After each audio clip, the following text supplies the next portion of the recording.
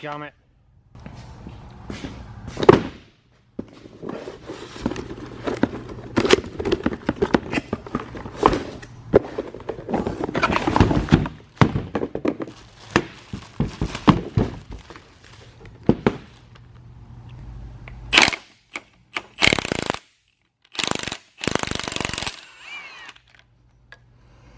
But yeah.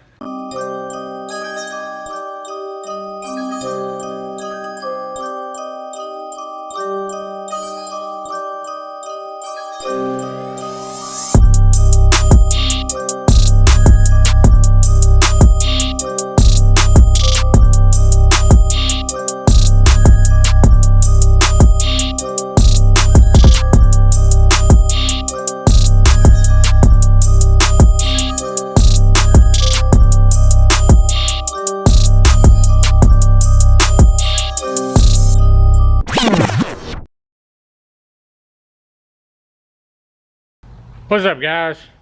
Welcome back to another weekend of fucking fun out here. Last weekend, or at the beginning of this week, I did a compression test on one of these K24s, and it was pretty good. And so then I had to do Dallas's motor, which is the one that I was for sure was good. Car was jacked up, good low miles. I mean, the whole fucking front of the car was caved in. We had to take a Sawzall and cut it off. And I went to do the compression test, and the first cylinder was low, like 30 psi low. Second cylinder, 30 psi. Third cylinder, 30 psi. Fourth cylinder, 30 psi. So, fuck. But I think it just jumped time, which I know they're interference motors, but I'm going on hopes and dreams here. So I'm going to snatch it apart and retime it, and then we'll see what it does. Worst comes to worst, I'll just wind up building it and sticking it in the all-wheel drive car, and we'll cook Dallas up another motor, or we'll figure something out. But I'm going to work on timing this thing, and I'll catch back up with you here in a minute, and we'll see where it goes.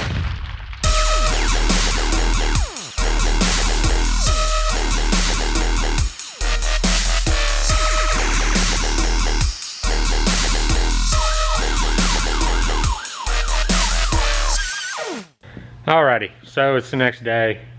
The motor's fucking diggered. It's getting 90 psi on 1, 2, and 3, and then on 4 it's doing like 180. I don't know why I was getting that weird reading on 4, unless it was off time yesterday. When I checked it though, it could have been a tooth off, but I think it's just got low compression on 3 cylinders. I'm gonna pick up a leak down tester later on this afternoon and check it and see if I can figure out exactly what's wrong with it. If it's just valves, I've got valves, so ain't no big deal. But I'll probably just keep that one and build it and put it in the all-wheel drive car or something. But this morning we're going to go to the junkyard and get another K24 A2. I've seen this one out there. It's been out there for a couple weeks. So I've been meaning to go pick it up anyway. Excuse me. I've been meaning to go pick it up anyway, and now's the perfect time to do it. They're open today. It's early in the morning, so might as well just spend the day rolling around in fucking rocks. So I'm gonna load up some tools and then we'll head that way.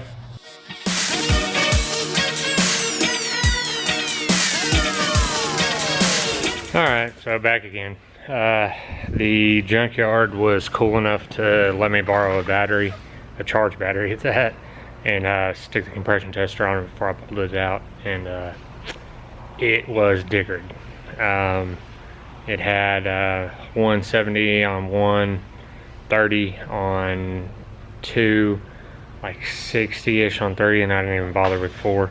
That and the cams, the lobes on the cams were had little like pitting from rust. So, but I figured, hey, you know, if the block's good, it might be worth it. There's no point fucking with it, wasting time pulling it out. So I picked up a compression tester, and I'm gonna do that real quick on this engine. Worst comes to worst, I'm thinking I've got valves, I can stick valves in it, if that's what's wrong with it. It might just be a head gasket, could be rings. No matter which way you look at it, it's really not too terrible. I mean, you're talking about a couple $100 fix at the most. So I'm gonna see if I can figure out what's wrong with this fucker. Oh, okay. Okay, good deal. Ah, shit. Shit! Son of a bitch. Alrighty, so like I thought, 1, 2, and 3 are fucked. It seems like it's coming out of the exhaust valves from what I can tell. Obviously I've got the timing chain off, so I can't tell if it's coming through the crankcase at all.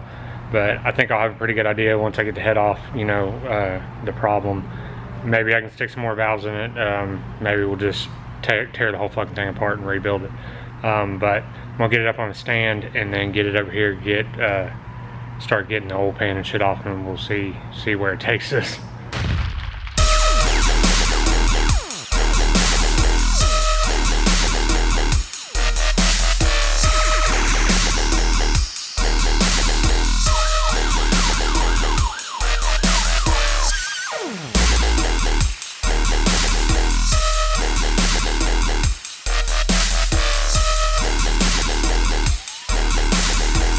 Alrighty, so I got the engine all apart. Haven't taken the valves out of the head yet, but cylinder walls look really good, but there's some shit in the cylinders. I think one cylinder was burning oil pretty good, and one of them's got quite a bit of carbon in it. It's just weird because the cylinder that had good compression is the one that has all the nasty shit in it. But I'm wondering if maybe some of this gunk and shit that's in here, if it got up in between the valve and the head, or the valve and the seat, and maybe that's what was causing the air to seep out. You know, the valve wasn't seating all the way. I won't know until I get the valves out and whether or not they look like, you know, S's. But I'll let you check out the cylinders here real quick. So this is 4. You can see all the crap that's down in there on the piston, but the walls are in really good shape. This is 3. This is 2, and this is 1. And then as far as the head goes, that's 1, 2, 3, and 4. And you can tell 3's got some gunk in there. I feel like that one was burning some oil. I think maybe it might be a good motor to rebuild, but I won't know for a minute till I get these valves out. If they're dickered, then that's a whole lot more work. But I'm gonna get cruising on it.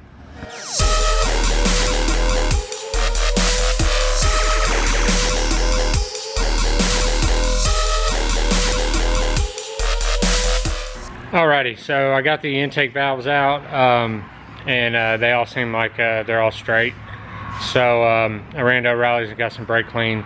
I'm going to snatch the block apart and make sure the journals are all good, and then start cleaning some shit up. And I don't know if I'll have time to get to lapping the valves tonight or not, but I feel like that was the problem. That and a combination of maybe the rings, but obviously there was oil getting into the cylinder, so I'm assuming that was probably from the rings. I know there was a couple of the valve seals were bad. You could tell they were, you know, the whole valve was soaked in oil. So it could have been the valve seals. That doesn't explain, you know, the compression issue. I really think the compression issue is the seats on the valves. There's just tons of little shit in there, you know, from the gunk of burning the oil getting into the exhaust valves and the valves closing on it. I'm pretty sure that's what it was. But we'll find out, because we'll put the whole fucking motor back together and the goddamn thing won't have any compression, knowing me. But I'm gonna start tearing the block apart, and we'll see where we get with it. Alright, so the block remains intact. I gotta pick up a inverted torque socket for the rod bolts. The K24s are different than the K20s, and I don't know why, you know, I hadn't picked one up yet. But I got to grab that, and so I went to town cleaning on the head. I didn't record it because it's just fucking, you know, spraying it with brake cleaner and going to town. But I got the combustion chambers pretty clean, and then I got the valve seats kind of clean. I need some more brake clean, some more solvent to really get them. But I was kind of scared at first because there was, you know, just gunk on them. I thought they were pitted real bad, but the more I go to town on them, the better they look. So I really think that was the problem. I mean, there was tons of carbon and shit on the seat of the valve that was on there. And I went to town with a little plastic scraper and scraped finally got all the carbon off of most of them on the exhaust side. The intake side, you know, it's fine. But that's where I'm at with it. Here it is. It looks way worse on the camera than it does in real life, but that was 6 cans of brake clean killed right there. So I'm gonna head out for the night and then pick up a socket, and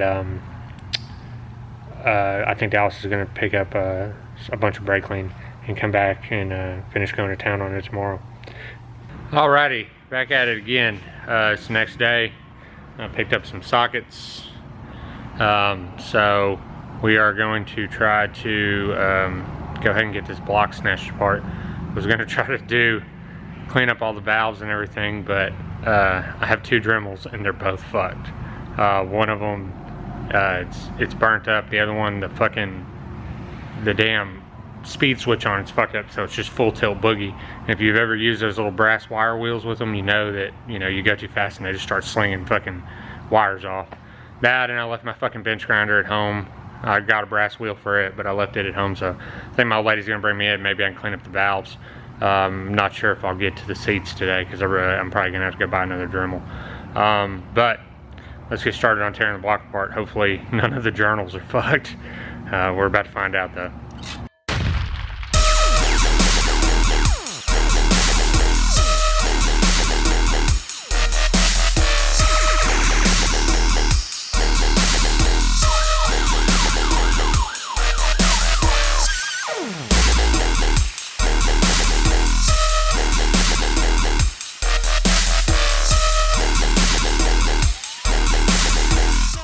Okay, so I got the block all apart. The journals are all in really good shape, but the pistons are not in good shape. I don't know if you can tell, but they are nasty.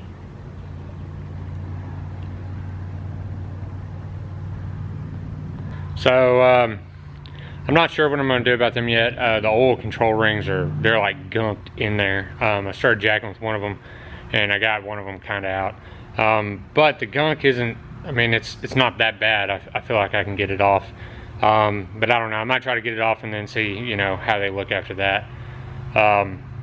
You know, if they're terrible, we'll just buy some more pistons. I got the block all, you know, completely apart. All the cylinders look good. So all the cylinder walls look all right, except for 3.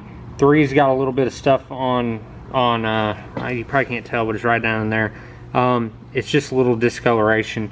I think it'll hone out, but we're about to find out. I'm gonna go ahead and clean it up a little bit and then hone it out and make sure we're good to go there before we start ordering bearings and cleaning the hell out of stuff. And we'll see where we get with it.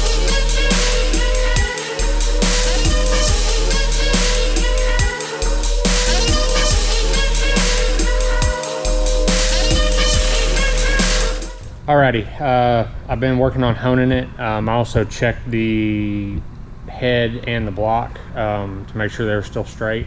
And the filler gauge and my straight edge say they are. So I think we're in good shape there. The honing went well. I've been using one of these little block hones. I'm used to the Dingleberry hones, but I don't have one big enough for this block, so I've been using it, and it had a little bit of a learning curve, but it works really, really well once you figure it out. I don't know if you can tell, but they're all done, and I still need to clean it out. There is some little bits of stains on number 3, but they're not anything bad. You can't catch them with a pick. I'm not worried about it at all.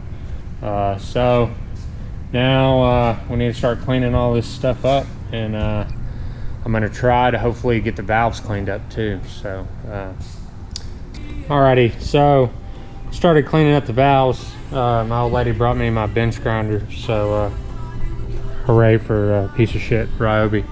But I've got some of them done. These are the exhaust valves, and here's what they look like originally. This is the last one I've got to do. That's all carbon and shit on there. But what I do is I just stick a piece of tape over the end, try to get it as even as possible, that way it's not wobbly. But the tape you know, helps with marring from the drill chuck. Chuck it up in the drill, spin the shit out of it against the brass wheel. Some people use steel wheels. I try to use the brass ones just because they're a little less invasive. But here's one I just did. You know, I try not to go to town up here where the guide is. You don't really, it shouldn't really be that dirty, and you really don't need to mar it up any worse than what it already is or change the finish on it. But this is after about 20 seconds, maybe 15-20 seconds of going to town on the wire wheel. You can tell what big a difference it makes. The main goal is to get any gunk off that's on the seat, because you don't want any gunk in there when you try to lap it. So I'm going to finish the last one, do the intake ones real quick, and then hopefully try to keep cleaning the head and get the valve guides cleaned out real good. That way I can go ahead and lap it today. So let's keep on trucking.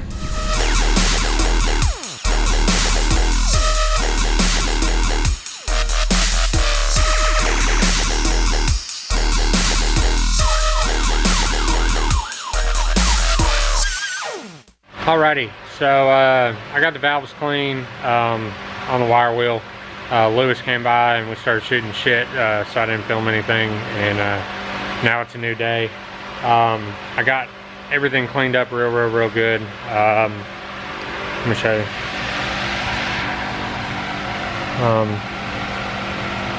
So those are all the springs, retainers, LMAs, all that good stuff. And then here's the head. Which you can't see because of the light.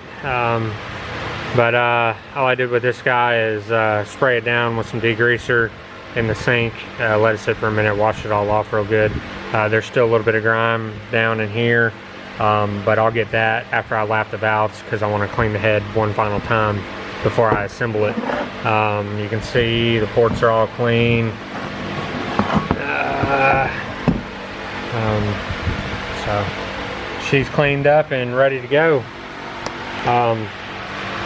So now I'm going to try to go ahead and get all the valves lapped, and I don't know if I'll have time today to go ahead and assemble the head or not, but that would be the plan. We'll see. I'm going to get to cruising on lapping them.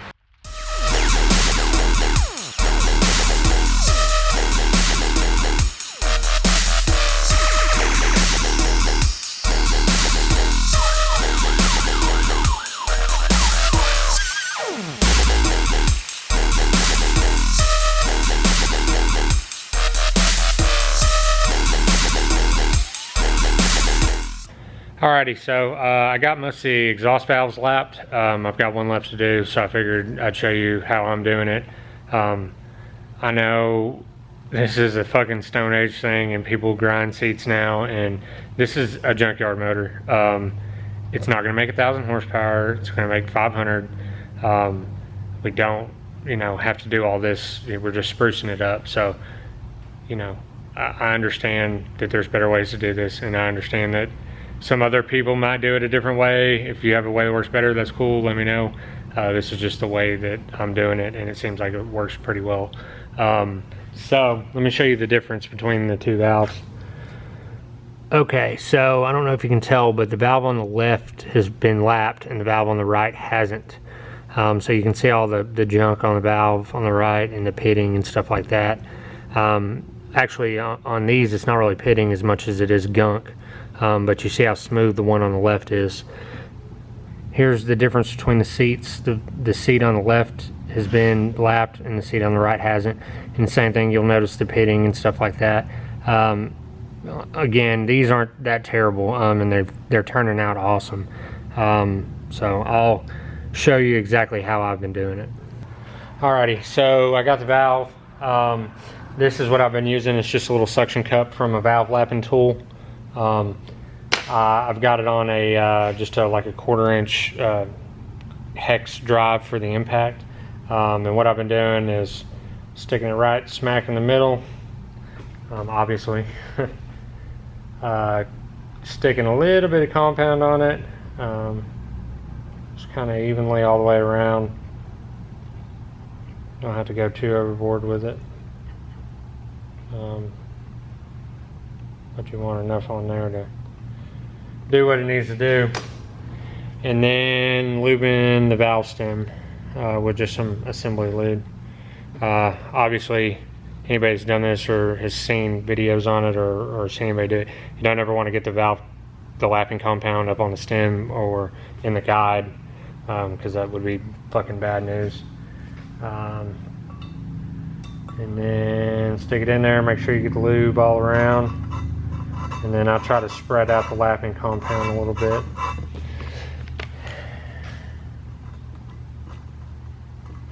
And then go to town. So what I'm going to do is I'm just going to spin it pretty slow, move the valve up and down, that way I'm distributing the compound, and then you should hear the pitch change. And when it changes, that's when you know the compound's broke down and it should be lapped.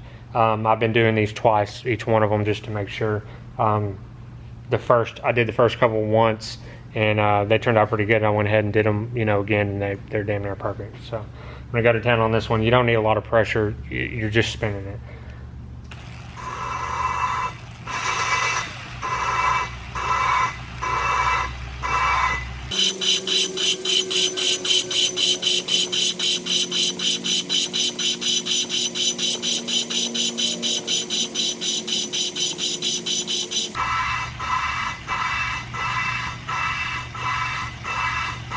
Now you can hear the pitch has changed and it's almost completely gone. That's how we know the compound's broke down. So then we'll pull it out, clean it up real good. Same thing, don't get any compound up here on the stem. And then I'll wipe it all down and then I'll do it again. So I'm gonna get this one done and then we'll see where we get. Alrighty, so I got all the valves lapped. They're good to go now. All the valve train's nice and clean. I need to clean the head up one more time and try to get all the compound and shit like that out of there, and any little oddball specs that were left over. And then once I do that, I can go ahead and install the valve train. I still need to clean up the rocker arm assemblies and the cams, but unfortunately it's getting late, so I got to hit the house. That's probably going to do it for this week.